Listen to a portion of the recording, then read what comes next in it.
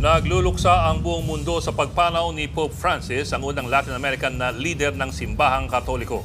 Pinatunog ang kampana sa iba't ibang simbahan sa mundo bilang pakikiisa sa pagdarasal at pag-alala sa naging buhay at legacy ng Santo Papa sa loob ng 12 taon. Nasa frontline ng balitang yan si Mon Gualvez.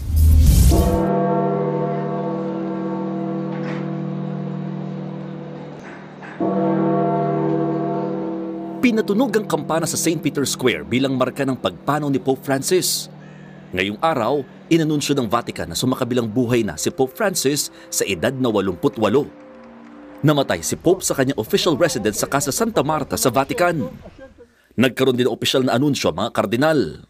Carissimi fratelli e sorelle, con profondo dolore devo annunciare la morte del nostro Santo Padre Francesco.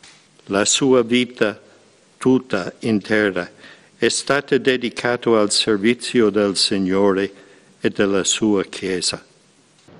Cari fratelli e sorelle, buona Pasqua.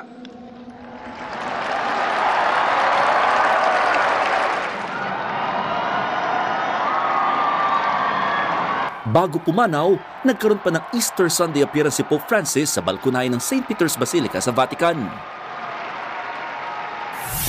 Hello. So good to see you.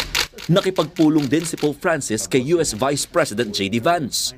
Una nang tinutulan ni Pope Francis ang ilang paghihigpit ng Trump administration, lalo ng immigration policy sa Amerika. Nagkaroon ng formal na pulong si Vance at ang Vatican officials. Hindi na rito nakasama ang Santo Papa. Bago ang kanyang mga public appearance itong mga nagdaang linggo, higit isang buwan na confined sa Gemelli Hospital si Pope Francis sa Italy dahil sa respiratory infection na kalaunay naging double pneumonia. Nagpunta pang Italy ang News 5 para i-cover ang kalagayan noon ng Santo Papa. Dumagsa mga Katoliko na nananalangin ng kanyang paggaling. Kahit nakalabas na ng ospital, binigyan pa ang Santo Papa ng 2 buwan ng mga doktor para magpahinga at magpagaling pang lalo.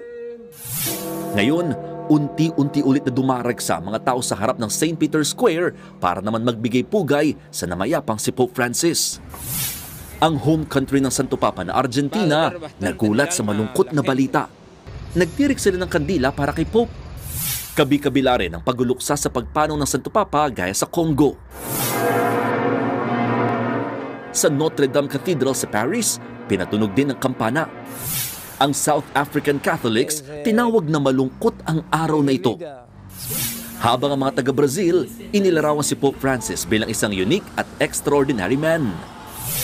Sa ngayon, dagsa rin ng mga Katoliko sa labas ng Basilica of St. Mary Major sa Rome kung saan ililibing ang Santo Papa.